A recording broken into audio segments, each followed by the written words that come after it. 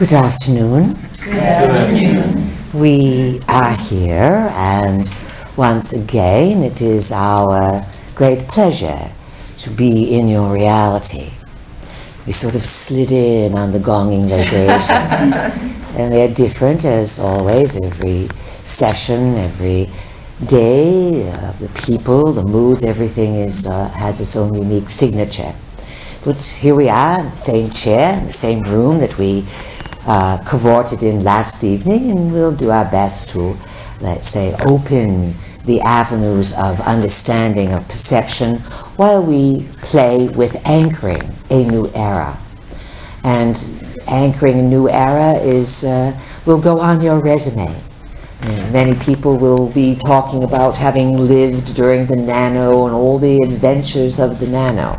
But do not think that the anno-nano world, and that's his Sky, wonderful invention there, the anno-nano. And could you explain what that anno-nano means before we go any further, Sky? Well, in the old calendar, they had Anno Domini, which was AD, which was after Christ, or at least that's what we were taught. And so I thought this was after the nano. Anno-nano. It's quite perfect. We love words and rhyming and things of this nature. Well, it's a, let's say, occupation that some of us in the heavens do get involved with. But nonetheless, life's not over. You are going to actually do more things and have great adventures and accomplish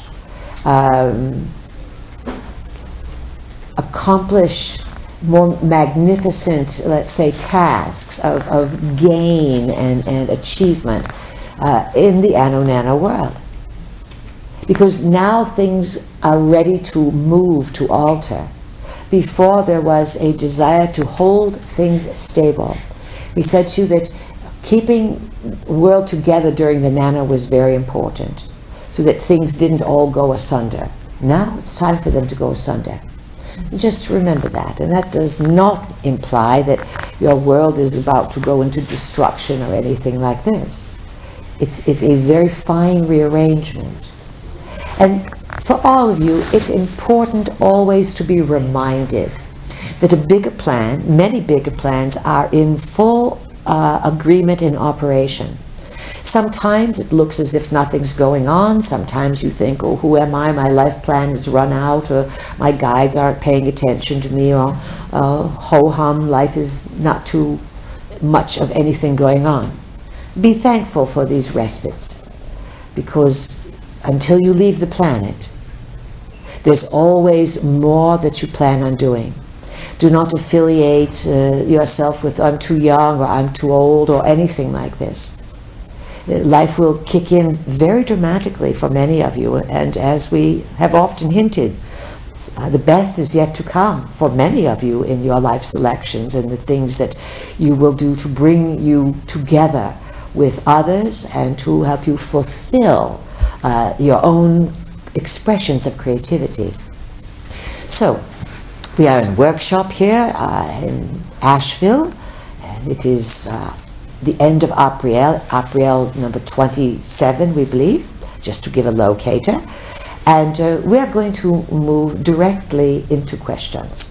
And we'll give you plenty of opportunity to debate with us, explore.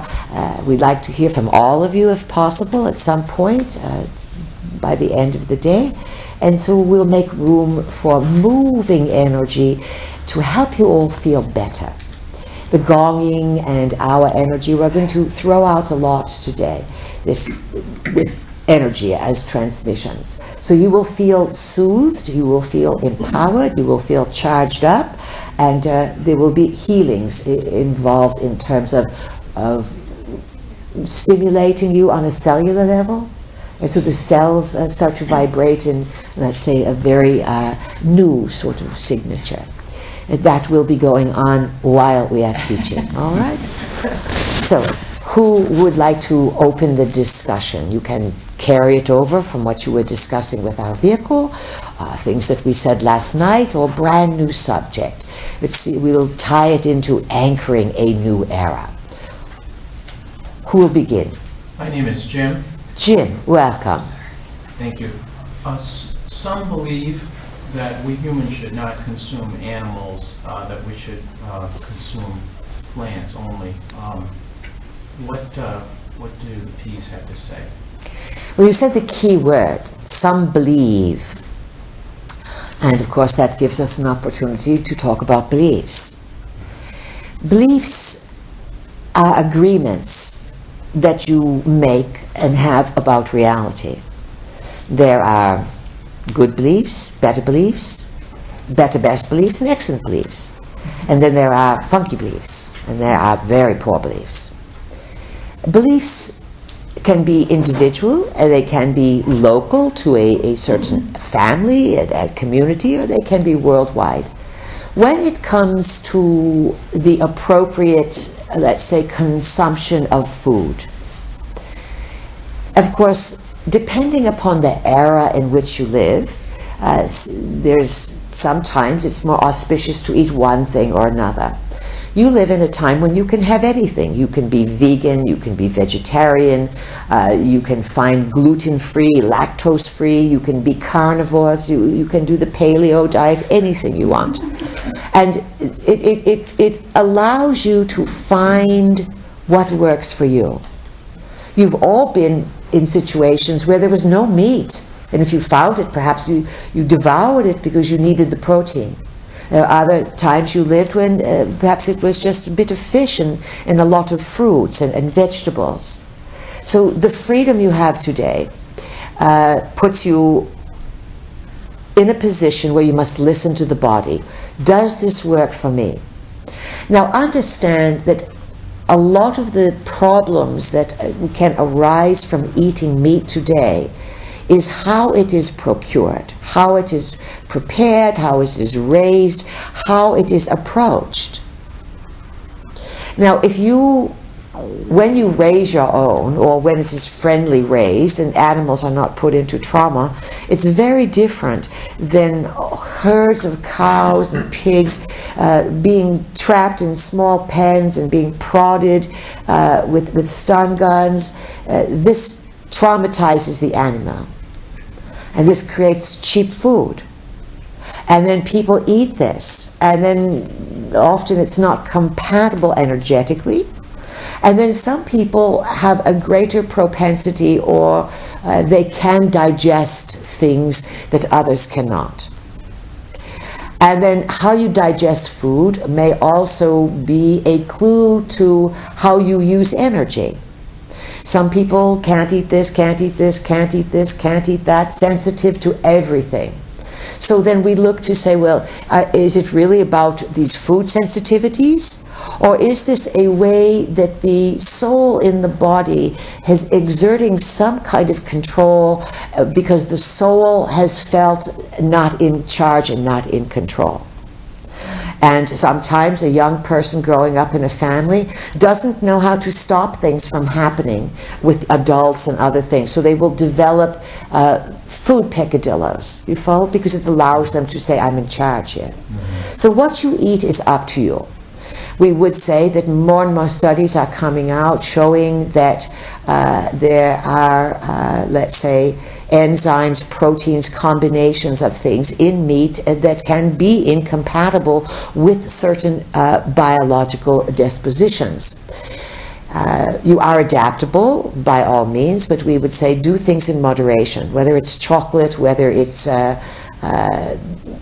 whatever food that you are eating. Bless your food, give thanks for your food, and actually you are encouraged to prepare your own food and to make it more of an exception that others are preparing your food in restaurants and things for you. The act of alchemy, of preparing food, is an act of love. So do you understand what we are saying, Jim? Yes, and that is a beautiful, very clear answer. Thank you. All right, good.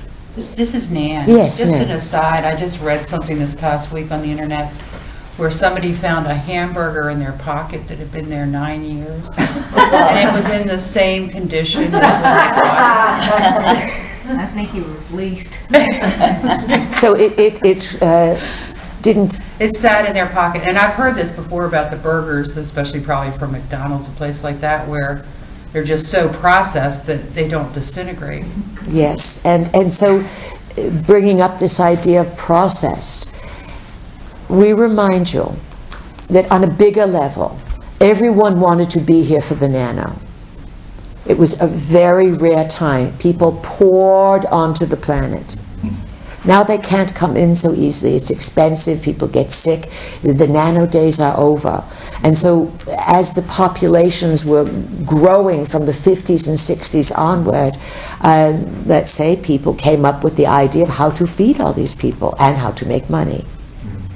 And so the whole processing food industry grew to a massive, massive, massive business, but all, to provide, let's say, a way that people could, let's say, be here. And there's lots of things you do as people that allow you to be here that are not healthy at all. And let's say all that's going to change now. Who has a question, a comment? This is Jean. Jean, welcome. How are you feeling? Fine, thank you. Good.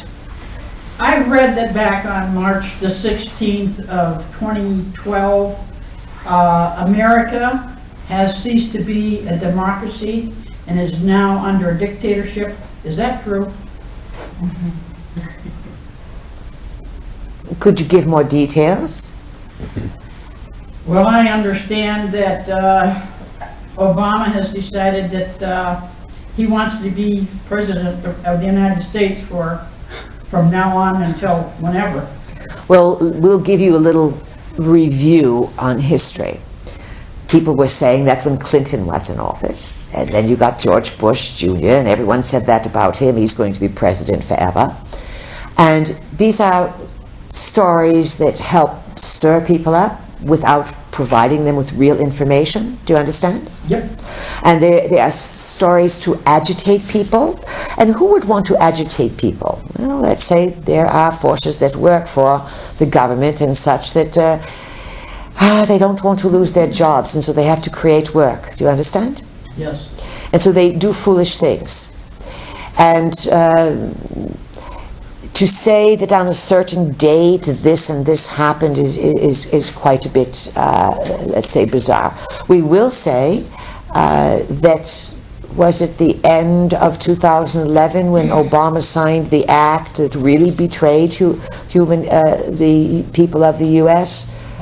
What was it called? Peg remembers. NDAA. National Defense Authorization Act. That threw the Constitution out the window. He signed that on a New Year's Eve, we believe at the end of 2011 going into 2012. And so to say there's a dictatorship, that's a little bit sensational. Do you understand?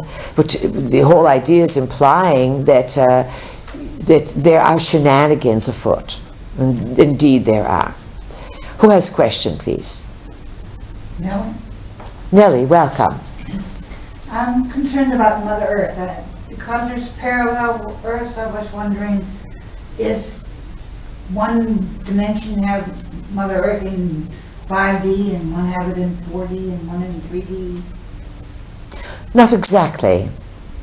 Parallel Earths mean that there's various probable versions of your world, and they would exist side by side in terms of energy. And these probable realities break off all the time. You have probable versions of yourselves, parallel worlds, parallel realities. They are as natural as running water finding its source, finding its route to the sea. Neurologically, you don't notice these splits.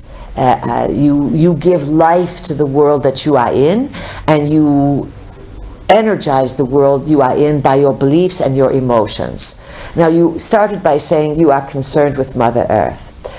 Well, there's a lot of stress on the Earth just now, a tremendous amount, and it's lots of the people who are driving this destruction are the very people making money off of everything. So you have pollutants, you have toxins, you have complete disregard for the health and vitality of the masses. And Earth feels all this stress. Earth is fully capable of adapting, yet you can easily be pushed to reach a tipping point where systems really start to close down more. Every day, it is noted that there are many extinctions that are occurring. And we've often suggested to you that an extinction is actually a migration into another probable world where life would be more sustaining, where the quality of life would be in greater peak. The animals readily seek quality of life. It is built within them. Humans have forgotten how to do this. Long ago, you used to seek quality of life. You would relocate, migrate, travel for the new life, for freedom, for ways of thinking or being or food or the vista, the weather. People don't seek quality of life so much today. It's all the same everywhere. Billboards, McDonald's, the same sort of sameness. And you have lost a certain sense of refinement. So when Nellie says she's concerned about Mother Earth, there's good reason to be. Mother Earth may go through some big changes that would help restore your desire for quality of life. How could that play out, and what would it look like, you're wondering? Well, one of these times, one of these earth-changing events is going to be in your probable world. It's not possible to keep skating these types of big changes, especially in these times. Why is it not possible? Because there are neural changes, there are DNA changes that people agree to go through. And that say it helps Earth shift her energy. These Earth changes are often ways that Earth releases the buildup. And just as a reminder, you are still in a solar maximum cycle. And the energies coming from the solar orb can really stir things up with Earth and her activity. Does anyone else have a comment or question on this particular subject? This is Julie. Julie, yes, welcome. And I've always been interested in paleobotany and just crystals and stones as well. I know on other videos you've talked about how stones will change and evolve as Earth shifts happen. Can you discuss this a little more? What would happen? Just different transformations, if there will be new stones or different powers, that energy that stones will hold. New stones will be revealed. Say an earthquake happens, if that brings to the surface new gemstones. Oh, absolutely. Now, understand that your divisions between organic and inorganic have created a belief system that does injustice to everything that's here on Earth. So certainly minerals and gemstones, they have beauty, they have properties, and just as you are affected by solar activity, by behavioral manipulations, by shifts in the weather, so too is everything. The plants, the animals, the gemstones, the crystals, everything is affected, and they adjust and take on new properties. So when quakes occur, there is a charge that can happen often to underground waters, and things can happen in one part of the world. Like they just had a big quake, where was it, in Iran? And even though you may not have felt it, of course, hardly would you feel something on the other side of the planet unless it was massive. It's not impossible to have something happen in Asia and to feel it here in North America. Just be aware of that. But even though you can't feel it, the vibration would be targeted perhaps to Iran, but it would adjust and shift many things around the planet. So that crystals perhaps in Arizona or New Mexico may take on new properties, may have new vibrations. All of this is based on recognizing and working with what's called subtle energies. And certainly people have developed machineries and technologies to recognize and read subtle energies. But as you develop new sensitivities without ruining your lives, getting overly sensitive, you will start to notice these things. And as we mentioned last night, each person's abilities are different than other people. You will find your specialty. So Julie, you will grow into this, and you will more than likely start to study it, explore it, and give yourself 20 years, and you may become a real sensitive, a real expert in this field. Cool. Anything else? I guess I often think about fracking, and living in North Carolina is a concern for me. Do you have any comments on fracking and how it will evolve with time? It will not be good for North Carolina. And you have a cadre of people who have moved in that are insensitive to anything but production, jobs, and wealth. And so from that point of view, anything can be exploited. People, earth. So there's a lot of people who are desensitized, insensitive, and they literally don't know how to feel the various moods of earth. They may be nature lovers, but going into nature for them would be to take a gun and to shoot and to kill. And it's sport, you understand? And you've all been killers at some time or another because you had to survive. You follow this? And there's nothing wrong with it per se. But there's looking at nature, exploiting nature, shooting nature, digging in nature, taking nature is very different than feeling, I am nature. And nature is talking to me. And nature cooperates with me. And nature will share her abundance with me. I don't have to be insensitive to take it. So you have a shift of the kind of people that are on the planet. Those that are less sensitive, there's less of them. They're going to be less and less. Why? Because lack of sensitivity, insensitivity to nature, to people, to creatures, to animals, to fracking, makes people ill. Do you understand this? Yes. It literally creates blocks in the body and makes them very ill. So North Carolina is going to go through some very rough years here. You have new legislatures, new districting, and it's almost as if you are stepping back in... It's as if the people have come in and they just want to exert control without any type of plan or logic. So fracking could really be very bad for North Carolina. It's brought jobs and money in lots of places, but it destroys the land. I know it also destroys the water. Yes, it's the water. It's the water. When we say land, we're talking about all things. For me, I moved out to the country to be closer to fresh, pure spring water. Think of this. What's happening, you have two alternative worlds coming in. There's a desperation to provide cheap fuel for people in terms of what you call fossil fuels, things that are in the ground. And you're on the cutting edge of alternative energies. And we are not talking windmills and solar panels. We are talking small devices, very small devices.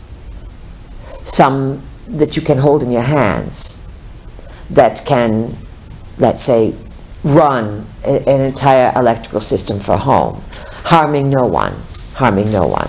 But who makes the money? Not the people making the money now. So this is why progress is stopped, or why foolish decisions are made. People get caught up in the material world, and they are insensitive to the non-physical or the subtle energy aspects. you all contribute to expanding this paradigm when you pay attention to the subtle energies. Who has a question? I have another question. Yes. Can you discuss how to purify water with your hands or different subtle energies that you or a person can run through them or through groups of people? When fracking comes to mind, I think of detriment to the water and the land. So in order to find pure water to drink and give my animals and my plants and family members, kind of like Reiki for water or something, if you will. Well, think about it. What is Reiki? It's energy, moving energy through your field and different people on your body, different running energy through different acupressure, acupuncture, meridians. And how is Reiki generated? By intent, you understand? Yes. It is in principle capturing the energy that is around you, directing it, and with intention asking for a specific result or some such running energy. So with water, it's going to be similar. And we'll say this, that skills such as purifying water, hands-on healing, these are genuine skills. They are, let's say, and they are becoming more common among people. And they are a grave responsibility that they carry with them so that they will not be exploited or misused. And the intent to bless the water and to love it and give thanks for it automatically changes the vibration. And as more people are able to do this and accept that the elements, the creatures, that everything on earth is interactive. It is energy that takes shape and form, but it is still all energy. And when humans begin to understand the program of the living library, they will make much more progress with it. It is as if you live inside a video game. Mm-hmm. Truly. And that video game is nature. Nature is a constructed program. It is a location. Earth is a location. You think, oh, it's a solid something, it's always been here, it always will be. You have seen photos of Mars, yes? Mm-hmm. That program got poofed. Mm-hmm. That program got blown away. Do you understand? Mm-hmm. Could a new program be restored on Mars? Yes. How would one go about it, would you imagine? From your Earth point of view? You have to explore it to, first of all, the water would be the water is the key. The big key, right? But from your point of view, the scientific say, well, we can terraform Mars, or we'll terraform an asteroid. We'll haul in and build. Well, nobody hauled in and built the Earth, do you understand? The program was set up by the designers who dreamt, this is the best way we can describe it, dreamt the program of nature into being. Your program of nature is a program, and such a program can be moved to various locations. It's not an easy project, but the life forms can be inserted. Now, there are programs of nature that suit different worlds. Your program of nature is designed and filled with creatures that function from this distance from the sun and function in alignment with the current position and size of the moon. All of this could completely change. Earth could be in a different location. The visiting beings who would watch all of this, they're very, very knowledgeable in those terms of engineering realities, in building realities. In the Pleiades, we construct realities and then insert them into various, let's say, planets, worlds, realities. So when you're seeking to understand these various concepts. There's the material way of looking at things, but the material is part of the illusion. When you move beyond the material, it is all moving energy. So how to insert a program? It is inserted by thought. And then the thoughts are filled with life forms, with energetic blueprints that will all work within each other. You think from your point of view that, well, perhaps if Mars is left alone for long enough time, that it will regain an atmosphere, or it will draw water in, or the seeds will find their way there, and in 1 billion years it may be green again, or some such. It's not quite in that capacity. If beings want to, they can farm it, reorganize it, set it up, and just as they have done to Earth, create all manner of things. Existence is about playing with creation.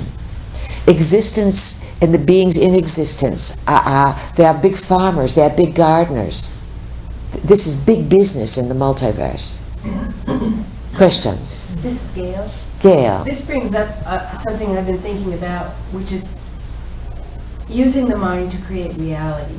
And it seems like the visiting gods or the Atlanteans, often when you talk about them, you talk about them in that way, which is like they bring things in through their minds. You called it dreaming. So in our world, if we want to understand the genome, you know, we do it, the scientists do it with petri dishes and all that stuff. Whereas I think of the way you talk about the Atlanteans and the Anunnaki as not using those kinds of things, but using more of their mind directly. So I'm thinking that we need to be able to do this too, to really Yes. move to really create a bypass reality, or a reality where life is valued. And I'm wondering if that's really possible, or if our neurology is way too far away from this, or if we can do this, then how do we make the next step? Well, you are doing it. You are definitely doing it, because you are in this transition, and part of doing it is closing an era of beliefs and seeing them for illusions and delusions and popping them. And that's the phase you are at right now. And again, it is well understood that you use less than 10% of the brain. And no one has got the brain switched off. Do you understand? You come onto Earth, and then people have choices, and they have all manner of wonderful choices, and look what they do. You follow? Because you see, when you're not in the body, it looks easy. And you say, I'm going to do this, I'm going to accomplish this, and then you get in the body, and what happens? You're the baby, you get distracted, there's all manner of things here to take you off course, and you've got forever to figure it out, nonetheless. So you will, as a species, it will be, let's say, one of the most outstanding qualities that will eventually be recognized in people in this new era. But this new era will go on for many millennia. Again, you are in the first 3 months of it. You have been slowly working with building with the mind, and this is what the nano was about, bringing this to the forefront so people recognize cause and effect, law of attraction, abracadabra. There is a lot of knowledge that yes, this is something. Now people will get to work using the mind. When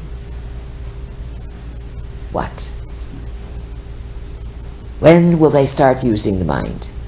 Necessity. Exactly, thank you, Michael. Good telepathy there. When it becomes a necessity for them. Now they are still caught up in the distraction and the mind shrinking experiences of television. And thinking that little dancing pictures on TV and movies and little tiny screens and computers, that's knowing the world. It's a major distraction. And let's say certain ET forces are very, very thrilled that you are distracted with their machines. Do you follow? Mm-hmm. Because then you are manageable. But you are clever, and many people are using the machines to figure things out. And machines are tricky, you know. You have to be very, very careful with machines. Machines can take you over. Machines need you to build them, but then they can run your lives. And you are about to enter a highly mechanized era. And this will also begin to make people question the sanctity of the mind. In North America, not so much yet, but certainly in Japan and other parts of the world, it's the robot revolution. You follow? Mm-hmm. Robots everywhere. And all the graduate programs in the Ivy Leagues and the schools, this robot, it's the new way to go. And again, it's not so far in the future that people you know will be inviting you over and saying, oh, this is Fido. It's our new robot. And the robot will become part of the family. The robot will talk. The robot will at first be laughed at, and you'll make jokes of it, and then after a while it will become indispensable. And there are probable worlds where people have robots instead of children. They have robots instead of pets because they can get a pet robot. Do you understand? And then the pet robot won't scratch or doesn't need all the vets and operations and things, and then it's not a threat to the environment. And so there's probable worlds where you start with the machines and then it becomes, let's say, machines babysitting humans. Out of this fascination with the cyborgs comes the tyranny that we have spoken of now and again. The tyranny that in one probable version of reality really wants to take over Earth. You are not in that probability. You will see traces of it, and the things you will see will be minor compared to the real tyranny of when people locked down and went to complete machines. Pease, this is Karen. Yes, Karen. You know, speaking of the robots and the machines, I was just what was running through my mind was these robotic arms that are, you know, doing operations mm-hmm. now. And I was visualizing, well, eventually there's going to be two arms, and then there's going to be a robotic body that's going to be, you know... the doctor. Yeah, being the doctor. Being the doctor. And then just to add this, you have these people all over various parts of the world who go to work, they go to war, they never get dirty. They say, bye honey, they go to work, they may be gone a couple weeks and something, they work on these rotating shifts, and they sit and they run the drones. And they're fighting a war from a comfortable chair, and they are killing hundreds and hundreds of people in Pakistan, Yemen, around the world. And now, recently, the military, this is how crazy things are, the military wants to award these people medals for their military service, for their military valor in war. Of course, the grunts on the ground just grunted like crazy, and that idea got pushed aside. So you can see where these machines are moving and the drones. Who had to comment over here?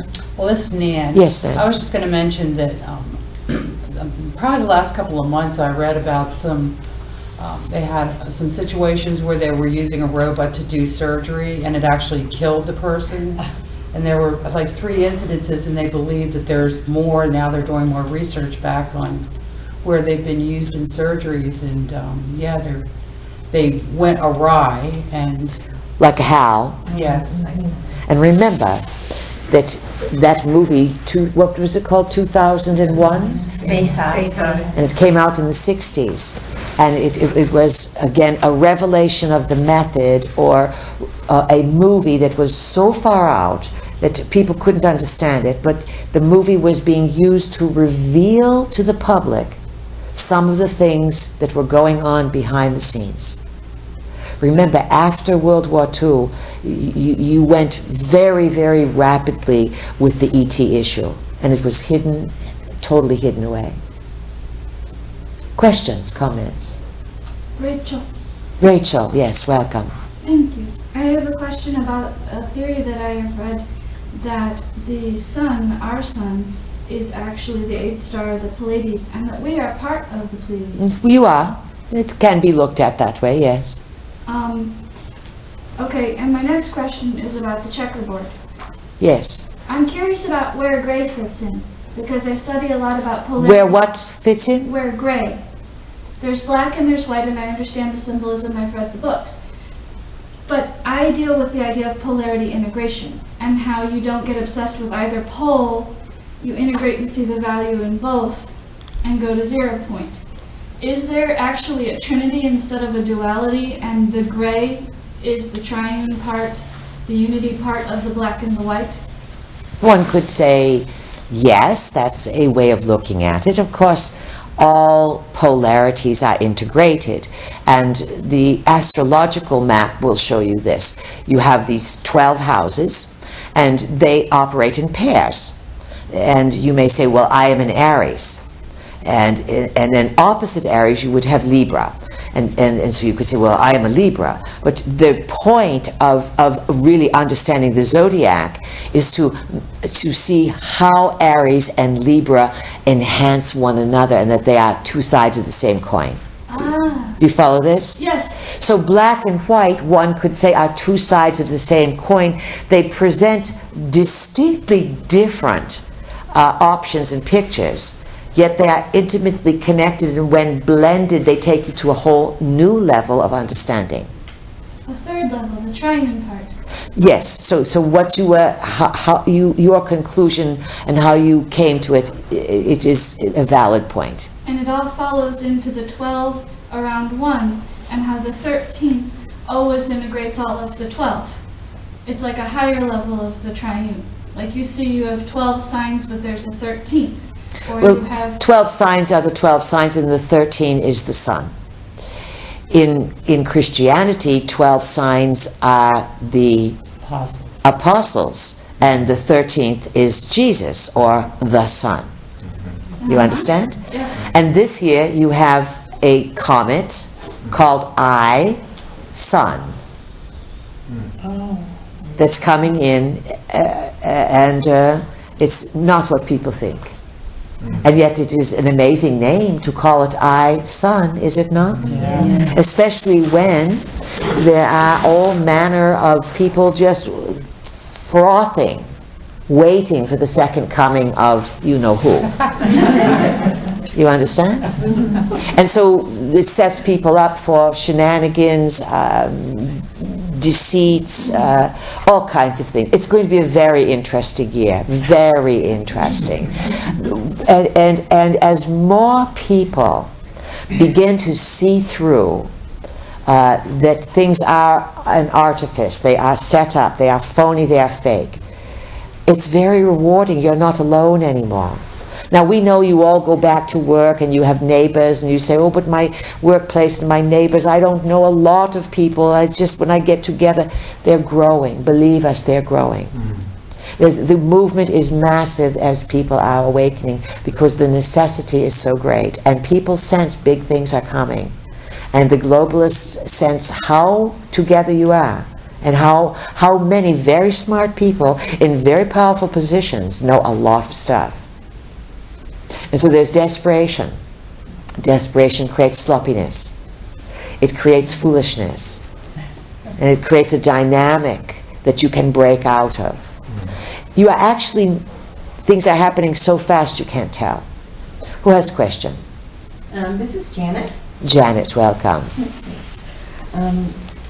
Is there any news of inner Earth? Is there a civilization? I mean, I don't know why I'm even just asking, because I'm pretty sure there is an advanced civilization in the Earth that lives in our Earth. Well, Like certainly, Lemurians or certainly beings have populated in the interior of various spheres. Right now you have beings, yes, various ones inside the earth. You have beings that are occupying the interior of the moon, and beings who occupy the interior of Mars. The US people, governments and people on Earth are fully aware that the moon is occupied and that there are, let's say, inside. It's well known that various species have lived inside the Earth. And not so long ago in North America, it was a very wide open land, not very populated. And Canada, wide open.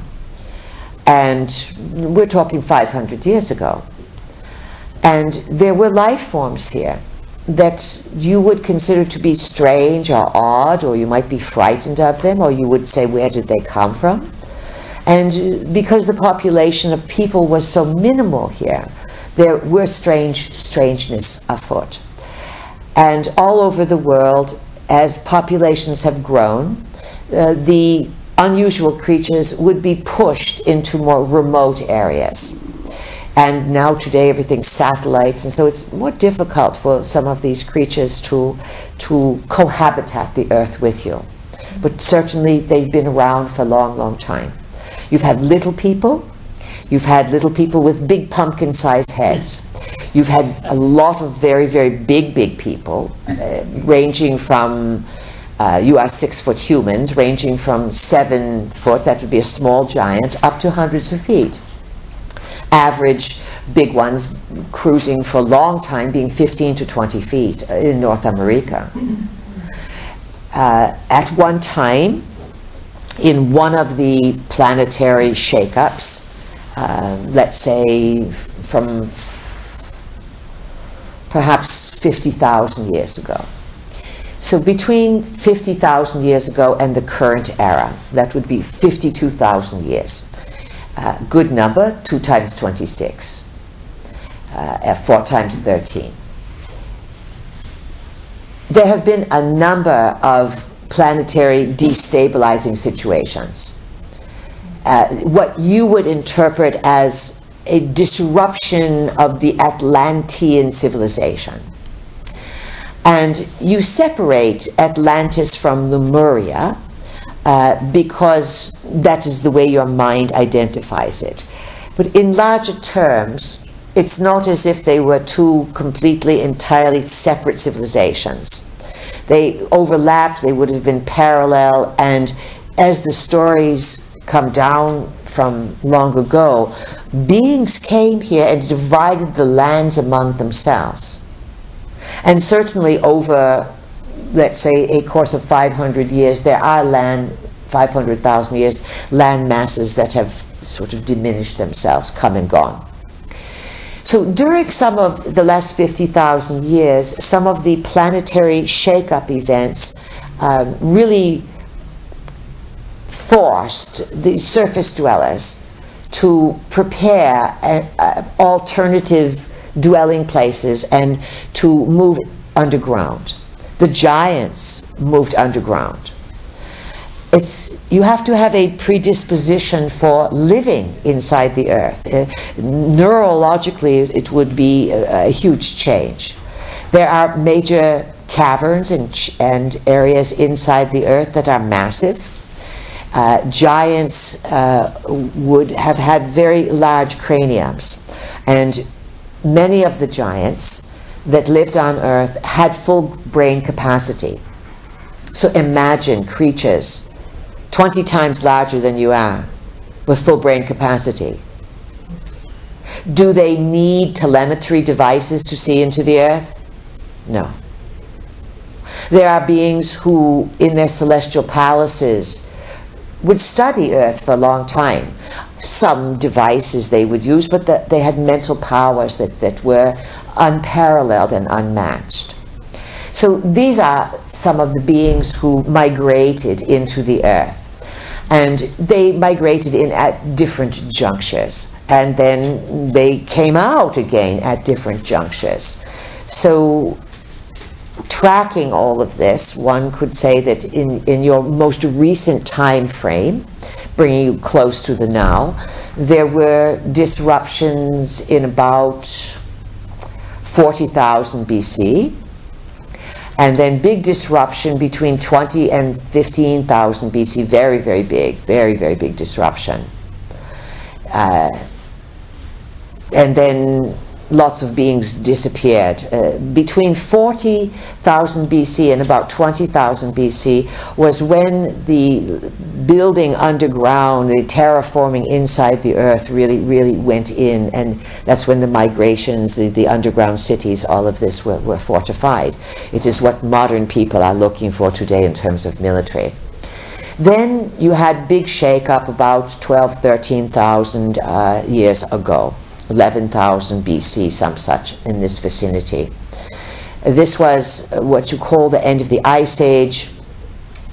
There were melting of waters, lots of big, huge, dramatic changes that really shook up the planet, and things were not reorganized and brought it to form a new civilization of any making until almost one age later, one age being about 2,200 years. So now you are in 9,000 BC or some such, and you get the beginnings of rehabilitating things. Understand that some of the catastrophic events that transpired on Earth that you call demises of Atlantis, that they were genesised or they were rooted in gods fighting one another with what you would call atomic weaponry. They refer to them as the evil winds. And they would just do crazy things, just as you have people doing crazy things today. So then they would pollute an area and not be able to come back. And they would scatter to another part of the planet, or to go inside the planet, or to dwell in their craft. And so these beings have superior abilities to you, but they are not very evolved in terms of their choices. They default to violence. Do you follow this? So various creatures have found the inside of Earth as a safe place to be, as a place to move for in the diaspora, the Hygeia, to go there and to find sanctuary. And to this day, of course, there are beings who still live there. And there are many stories that different governmental forces, particularly in the Middle East, have fought some of these creatures. Our vehicle has a rendition of a photo about a story that of special forces in Afghanistan, Pakistan, somewhere, fighting the red-haired giants. And it is the red-haired giants that are one batch, one type of giant. You have people today from Scandinavia, yes? Mm-hmm. And you think of Scandinavians as what? Not with the jet black hair, they are the blondes, yes? Yeah. You think of the Celtic or the Irish in terms of having a bit of ginger or red, yes? Mm-hmm. And in modern times, the red hue is the descendant, the latent DNA of the red-haired giants. But the color of their hair was incomparable to colors that are natural today. They had a bottle job in terms of that's the only way you could create it today. It was bright red. Do you understand? You have burgundies and gingers, you're faded from it today. But the DNA is still stored within you. It's there. So, Janet, that gives you something to think about, yes? Who else has a question on this subject? We were giving you a bit of, may have triggered anyone. Well, this is Nan. Yes, I've noticed many people with red hair that were very tall. Many. I've known many, whole families that they were all like The that. tall redheads, all right. Yeah. Now understand that the giants came in all manner of colors, but they were a race, a type, and they could, again, identify themselves. And, some of the stories say, well, you all came from one Adam, one Eve, and you all had the same relatives. That's malarkey. Breeding pairs were genetically engineered. And those who could genetically engineer a breeding pair, then they sold them or they gave them to their sister brother gods. Do you understand? Mm-hmm. We say a breeding pair. No one bought just one pair. How could you build? It would take forever to build. Do you understand? So they bought different breeding pairs and then seeded them on their land masses. And they would ask for tweaks to the DNA. Curlier hair, dark hair, bigger noses, bigger genitals, bigger. Do you understand the picture? Yeah. So that their badge and their people could be identified. Today, if you were all ranchers, and we were in Wyoming, and we were a gathering of ranchers, and you would all know each other, and you may trust each other because you would have your cattle labeled or branded in such a way so that if they mixed and mingled, there would be no problem. You would know who belonged to what, yes? Yeah. Yes. So genetic engineering reached a point on the planet where the gods said, well, breed me, I'll order up a man and a woman here. How about 6 of them? And I'm going to go here in this landmass, and the breeders or the tweakers of the DNA developed people that could fit with the landmass, to fit with the living library. So there's way more genetic engineering and designing that went into forming Earth, rather than your scientists say it's all random, it's accidental, it just happened. That's one of the biggest lies they've ever told you. The fact that you live in an arranged reality, a program, does not in any way at all diminish the value of your beingness, of your body, of your humanity, of your soul. You are on an adventure. You naturally over-identify with the adventure, and you think you are the body that you are. You are not. You are a spirit who has taken on this body this time around. And you got so used to the body after many decades, you think you are this body. You think you are this personality. And then you get concerned or anxious or wondering, what shall I do? Who am I? Why am I here? The body that you have allows you to experience reality. You will always cherish who you are, but you are not who you are. You understand that? Yeah. So have fun with who you are. Don't take it so seriously. Look at your body as your vehicle to get around and to be here in this reality. And as you raise your vibration into these considerations, you have more power to create. You get in touch with the soul, the spirit aspect of self. And then it is that soul spirit aspect of self that enriches the living experience.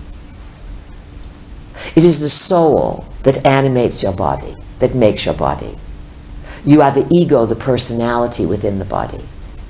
And when you really open up, you start to blend and you become more than your ego. You become more than Janet, Peg, Nancy, Bob, Jim, all that. You become an integrated being. Who has a question? Well, this is Karen. Yes, Karen. Going back to the program of nature, our Earth is so polluted. We've talked about this so many times. What are we going to do? How are we going to clean up the Earth? And you've always said no one's going to clean it up for us. However, I was reading a book recently, and I believe, I'm not sure exactly what the title was, something about creating healing waters. And it was about this woman who decided that with crystals and her intention and a lot of prayer that and using the moon cycles, she would create sacred water, elixir, and then bottle it and then pour it into rivers and oceans and things like this. So as more and more people, become more conscious in this way and do this, will our makers at some point say, oh, they've reached a point where they really want to clean up the earth, and then could plants or something be inserted to eat pollutants? Yes, that's excellent imagining and thinking. Because remember, there's no limit to what you can do. And it is the imagination that frees you to get your own pictures as to creating solutions. Now, your scientifics have believed up until a certain point that there are limitations in terms of physicality. But as you begin to understand subtle energies, and that yes, there's the physical world, there's the energetic world that the physical world springs from. Work on the energetic level, you change the physical level. You follow?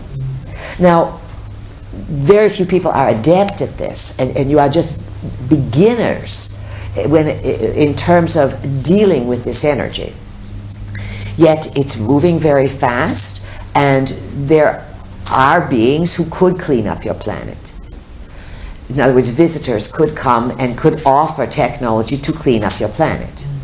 There are beings right now who are quietly working to clean up the radiation from Fukushima. There are beings who dwell in the oceans, you know this. And they are working to contain things. They are not going to say, here we are going to save you, we're going to offer you this, this, and this, if you do this, this. No, they dwell here too. They are stationed here. They are stationed here to perhaps observe you, to help maintain the continuity of the library, to study the library, to perform genetic experiments that are non-invasive. In other words, they're not going to come into your rooms at night and steal your eggs and sperm. But some others will. You follow this? And those who are coming into people's rooms through the dimensions, through the walls, they simply, it's not magic. They have the ability to, it's technology. They understand various aspects of physical reality. Their belief systems are different, and so they can move through the walls. You follow? Yeah. And you will be able to too someday. And those who take your egg and sperm without your permission, those are the ones that are working with the governments of the world, and they are giving governments technology, and the governments turn their head away and will not report or look at this violation of people's, let's say, sanctity in terms of what you own. All of you may think nothing of your sperm and your eggs, and yet they are highly, highly valuable. So back to what Karen is saying, can these things be altered and cleaned up? Yes. In terms of what will you see in your lifetime? Progress, but not 24-hour wow, wow, wow. Yet, when you look back at the crawl of time and how things work, you are coming to this crucial point where those who will not love and honor the earth will not fit in your probable reality. They will have to incarnate into the reality that provides the fracking opportunities. You follow this? That provides the war opportunities. You are, and we are, supporting and helping to shape and build the paradigm based on mind and subtle energies. And so as more people do their small parts, every small part is an act of demonstration of what you want. And every small part builds its momentum. You will reach the tipping point or the critical point of change. Who has a question? This is Ronnie. Yes, Ronnie. Along those lines, and I have a question if I may. A little louder. There are organic substances, yes, mycelium, a fungus, mushroom. Bacteria, yes. Mute radioactive waste and oil into organic matter. There's lots of research on that is being done. It was offered during the Gulf oil spill, but it wasn't taken up. But there's a book out called Mycelium Running, which addresses all of this. And so The book is called Mycelium Running. Mycelium Running. Mycelium is mushroom. Mushrooms, farm. yes. Yeah, so there's a big mushroom movement now for nutrition, but also healing and working with toxic energies. Let's talk about this for a few moments here. The shroom world. Do you follow this? Mushrooms are very magical beings. And when we were creating the out-of-the-body chakras, we said there's 8, 9, 10, 11, 12, and 13. And 13, remember, we agreed would be the mushroom. Right. Why did we pick the mushroom? Because we said they're everywhere. They pop up, they travel through space, their spores can be dormant, and then they come alive. And so the mushrooms are considered to be a sort of an entire group of intelligence, because they are mobile. More mobile and more willfully mobile than other types of beings from the living library. And so the plants can take on properties that humans need to support the growth of human consciousness. The living library is designed to be cooperative. Now, another thing to factor in. From a distance, let us say, from a long distance, inside the galaxy, even outside the galaxy, beings guard the living library. They would be like night watchmen, let's say. Don't even have to be anywhere near it. And then they may report to superiors, and the superiors are studying, and the superiors can read the shifting consciousness of the humans. And these designers, we call them game masters, they can, from a distance, reorganize the plan or the intelligence and the DNA of a plant, so that the plant would then begin to work in cooperation with the intentions of the humans as they are evolving and awakening to the power of the natural world. All without machines, all with mind, all with intentionality. So when you are dealing with visiting beings, they certainly, many of them, use machineries, and then many of them don't use machineries. Just as you have people on Earth. Many people cannot function without machineries, yet if you went into some very, very remote parts of the Himalayas, Nepal, Tibet, and other unnamed areas, you would find people who can do things that are so accomplished. And they do them, but they would never show their face to the light of day, because they would never be left alone. Once you start achieving above and beyond the masses, you almost have no choice but to move into sanctuary. Do you understand? Yes. So, questions, I have a question. thoughts? Yes, Ronnie, continue. I'm interested in the chronometer. Much louder, please. I'm interested in the chronometer. We Yes. talked about that last time. Chronometers. Yes. They're the measuring devices of consciousness. Right. So there are devices that can measure consciousness, and then there are beings that don't need devices to measure consciousness. Yes, it's So- sort of like a let's see, it's you can eat with your hands or you can use a fork. Do you understand? I'm curious how a machine can measure consciousness. How does that work? Like, Oh, a machine would be programmed to measure consciousness. so is there a little meter with a glass? How does that work scientifically and metaphysically? Well, understand that in terms of some of the most ancient chronometers, this is a good question. They would be very basic and very simple. Because if you want something to last for 40,000 years or 50,000 years, you're going to make it pretty simple, yes? Mm-hmm. And so what's the most abundant, simple resource on the planet? Stone. Oh, you're quick today. Info stored in stone and bone, you understand? Mm-hmm. So as the bones vibrate, you reach certain frequencies. And you have been around a tuning fork? Yes. You touch the tuning fork, it vibrates. Your body's like a tuning fork with the skeleton. The skeleton is the fork, you follow? And as you reach certain states of consciousness, as you have neural changes, the skeleton of your body sends out the vibration. It's where the song comes from, let's say. And the stone in the earth literally can feel and read the vibrations coming from people's bones and skeletal forms. And you say, well, how does the stone get to be able to do this? The stone is programmed because the stone would have crystalline substances within it. So perhaps it's a granite of some sort. And the mind of these beings would then make an agreement or go into the stone, program the stone to respond to the frequencies that humans would be giving off. And of course these programmers would know that they could look into the future, some of them, and see, well, we've got to keep this machine going for 40, 50,000 years, and in 50,000 years they're going to reach this point, and then the machine or the stone will send out a signal. You follow? And that signal may trigger something else on Earth.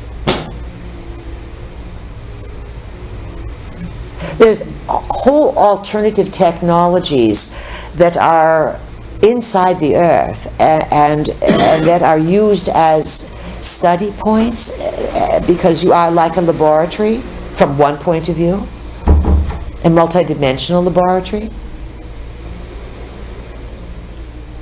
The reason I ask this question is because if we are evolving to a state of psychic development and using our minds, involving the mind, there's some, I sense there's some kind of link up with our ability to be able to measure frequency as well. Do we get to use stones and crystals in that way?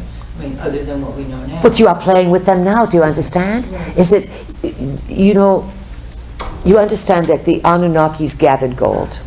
And so then they began to give out little bits of gold to those who worked for them, or those who were the slaves.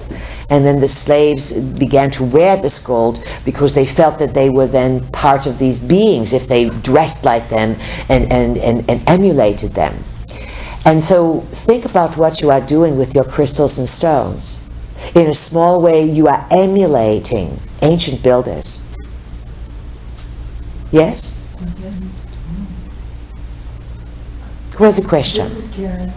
Who is it? Karen, Karen, welcome. thank you. What are the most important and helpful things that we can do to raise our vibrations to evolve spiritually in this incarnation? What are the most important things to do? To evolve spiritually, to raise our vibration. To evolve spiritually, to raise your vibration. You get the best mileage. We talked about this last evening. You get the absolute best mileage when you make peace with yourself and you love yourself. Mm-hmm. You mess everything up and you just confound your spirituality when you operate with cheating, lying, and deceit, because you hurt yourself. It's a sin, or what you call against the law and society, but you hurt yourself. You stop your spiritual progress. And so to love yourself and to say, here I am, spirit in the body, this is the body I created this time around, it's flexible, I can do what I want with it, and the body runs on love, not someone else's love, although that makes a big difference and it's fun. Body works when you accept your body and you accept yourself as your own creation. That's the biggest. You follow this? Yes. And how does that feel when we say that to you? Wonderful. It comes across as, of course, it makes sense, doesn't it? Mm-hmm. Now imagine if that was taught to all people. People, the way to get well, we're going to put you on a program. First you must love yourself. Of course, then what happens is people have a hard time loving themselves because they don't love what they've done. You understand? Mm-hmm. They don't always love what they've done with the body. So then, I love myself, but I don't like what I've done, or I hate what I've done, or I've done cheating, lying, stealing things. How do I reconcile this? And then this is what makes people sick. The conflict between wanting to be virtuous and have a good moral compass, and then having this power to do whatever you want. To do whatever you want. Whatever. And to know that there's consequences to pay. So loving yourself, being at peace with yourself, not putting yourself down, not gossiping about yourself, not bad-mouthing yourself. This is all, if you can avoid that, you're way ahead of everyone. Then you want to, on a very practical level, good hydration, that's water, always deep breathing and good rest. Water, breathing, rest. These three are next in terms of they support the physical body. Pure water, keep hydration, deep breathing to the bottom of the lungs, and learning the various ins and outs of breathing. Perhaps our vehicle will show you some tricks this afternoon. And then rest. It's what most people suffer from. If you were to go sleep on the ground, on a power spot, you could get well within 24 hours. But you are removed from the ground, you are insulated, and you have all these fears about nature, and then you have all things in your bedroom that don't need to be there, and then some of you, quite truthfully, your bedrooms are pig pens, and they're not lovely things. You want to close your eyes to beauty and open your eyes to beauty. No electronics in the bedroom. You want to make a bedroom that is a nest where you can rest. And so we know the beep of beep. We'll cover more later on, but these are very important things. Loving yourself, rest, water, breathing. Then comes good food. You follow? It's there. So by doing the very simple things, Karen, you are demonstrating, I'm worth it. I'm worth a peaceful bedroom. I'm worth a home-cooked meal.